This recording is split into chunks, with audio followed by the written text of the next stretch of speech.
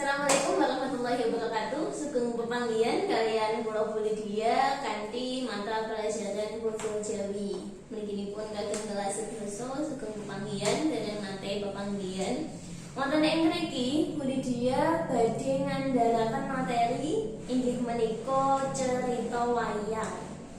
Kala wingi para siswa sampun sinau wayang inggih menika Kumbakarna sang satriya tama. Tasik kemutan nggih critane.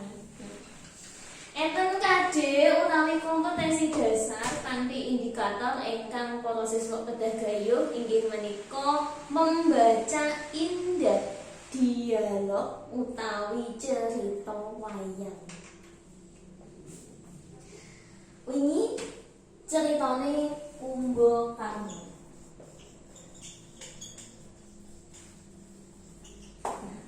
Kumbakarna niki sinten to?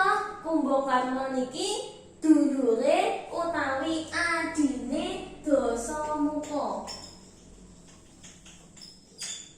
Nah, Dasamuka utawi Rahwana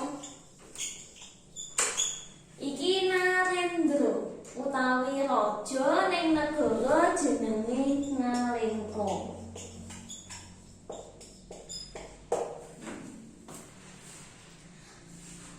Dasamuka menika kagungan adi utawi rai cacahe 3. Inggih menika enten Kumbakarna, Wibisana lan Sarpakenaka. Menika ceritane. Dasamuka utawi Rahwana raja ning negara Ngalengka. Duwe adi cacahe 3 inggih menika Kumbakarna, Wibisana lan Sarpakenaka. Saking mriki critane Kumbakarna ki satriya sing sekti. Wujude raseksa utawi raksasa sing gedhe dhuwur, senengane tapa. Ceritane Ngalengka iki lagi perang karo wong diserang wong sing jenenge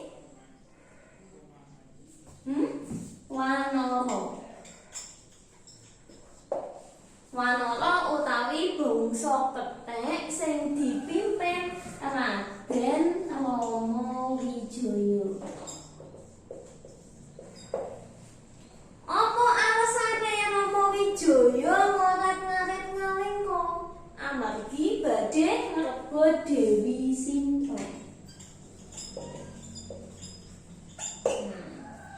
Dewi Sinta diculik Rahwana, digawa menyang Ngalengka. Rama Wijaya ngamuk, bojone dicolong. Awit saking mriki Rama Wijaya kanthi bolone Wanara iki bangsa kethek ngaret-ngaret negara Ngalengka. Akhire Ngalengka pripun?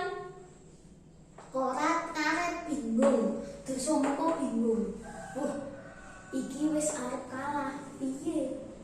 Akhirnya dhekne kelingan duwe adi sing sekti, senengane tapa yaiku jenenge Kumbakarna. Diparani digoleki Kumbakarna, sing goleki sinten? Indrajit. Indrajit iki sinten to, Bu? Indrajit iki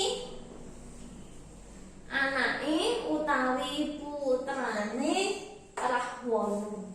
Le Ngalengka lagi ketaman dahulu. Saiki Rama lagi butuh pitulungan. Celukna le golek ana pamanmu Kumbakarna. Biasane tapa ning tengah wana. Sendika Rama, Indrajit budal goleki pamane. Wis Pamane yen topo iki? Oh, sangar topone turu.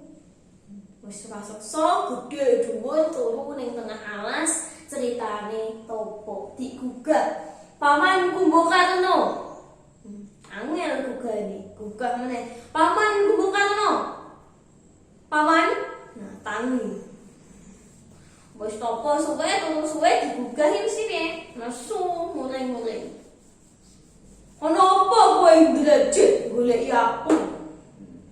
Indrajit lajeng cerita. Ngeten paman, kula diutus Rama dhateng ing ngriki madosi paman. Awet nalika samenika nembe ke taman dahulu awet pangamuke bangsa Wanara paman. Dadosipun Rama nyuwun pitulungan dening paman, pamane Kumbakarna. Gelem gak Kumbakarna nurut? Boten purun. Nah, Kumbakarna lajeng malah ngamuk. Wegah aku nulungi Rahwana. Wong Rahwana kuwi kelakuane elek. Yen aku nulung Rahwana padha wae aku mbelani Angkara Murka. Nah, mulai Indrajit mulai matur bapane, matur Rahwana, bilih Kumbakarna mboten kersa. Wis bareng ngono, Rahwana ki piye? Rahwana ki licik, ora kelangan akal. Nah, balik neh. Yen kowe ora gelem ngiwangi aku Kumbakarna, anak bojomu tak pidana. Diancem critane Kumbakarna. Nah, bareng diancem, wis Kumbakarna akhirnya turun tangan melu perang. Ceritane wis ning nggone palagan peperangan Kumbakarna ngomong ning nggone Rahwana, yen aku ning kene iki ora mbelani kowe Rahwana, ning aku mbelani negara wutah gedheku yaiku Ngalengka.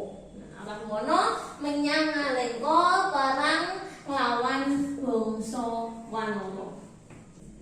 Lajeng ing palagan peperangan sawise Kumbakarna mau melu perang, mosak-masik bangsa Wanara. Kumbakarna kuwi buta gedhe sing iso gedhekke awake sak gunung gedhene. Lho kethek diceluthik sing mlayu ilang. Nah. Ten mriki Wanara wis ora karet. Delalalah tiba-tiba Kumbakarna iki kepethuk adine sing jenenge Wibisana. Dan palagan peperangan kepethuk Wibisana niki sampun mbelani Rama Wijaya. Wis melok Rama Wijaya. Dan mriki Wibisana nangis. Nangisi kakane Kumbakarna. Kang, wis Kang. Aja ngiwangi Kakang Rahwana. Rahwana kuwi salah Kang. Ayo melu aku mbelani Rama Wijaya. Iki ngomong ora di aku ning kene iki ora ngiwangi Rahwana, ning aku mbelani negaraku, negara wutah gedheku yaiku Ngalengka. Ten mriki akhire Kumbakarna iki ngene. Kumbakarna iki saking sektine matine angel. Jarang sing iso mateni, wis dipateni urip maneh. Nah, iki mau Kumbakarna ngomong ning gone Wibisana. Ngene di. Saiki aku petukno satriya sing kondang kaloka, satriya sing utama kang iso nyempurnake dalan patiku. Iya, Kang. Sing iso nyempurnake dalan patimu ki ya wong siji, Kang. Adine Rama Wijaya sing jenenge Raden Wibisana. Nah, akhire Kumbakarna dipethukke kalian Wibisana. Nah, Wibisana pethuk kalian Kumbakarna ning palagan peperangan. Ora kanthi suwe Wibisana iki langsung bentang Gandewa. Gandewa ki napa to? panah. Bedang Gandewa jebret mancep ning dadane Kumbakarna panah. Buta sing gedhe dhuwur kondang kaloka sekti mandraguna saknalika rubuh ing palagan peperangan. Yo paling yo gempang ngono nek ana buta geblak ngono iki. Ya. Mun rubuh mati. Nah sing saged mateni kuwi berarti Wibisana kanthi panahe jenenge Gandewa, gamane Gandewa. Dadosipun buta kang sekti mandraguna menika mati ing palagan peperangan, gugur ing palagan peperangan boten amargi mbelani angkara murka ananging mbelani negara mutah gedhe yaiku Ngalengka. Piwulang luwih napa? Piwulang luwih iki napa to? Amanate napa nang jenengan? Ngarsamake ingkang padosi. Iki alur critane Kumbakarna sang satriya Tama alure mekaten. Panjenengan kula wingi sampun mangsuli pitakenan enten gangsal pitakenan ureane singkat.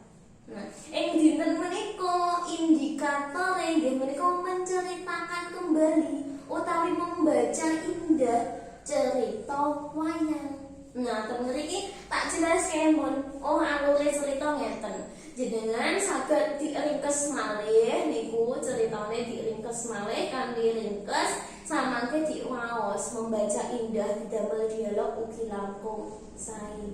Mekaten enten pandangan bilih enten pandangan samangke saged WA kula ingkang daring ingkang luwih enten kelas kaliyan kula samangke saged nyuwun pirsa langsung. Cekap semanten saking kula wabillahi taufiq wal hidayah. Wassalamualaikum warahmatullahi wabarakatuh.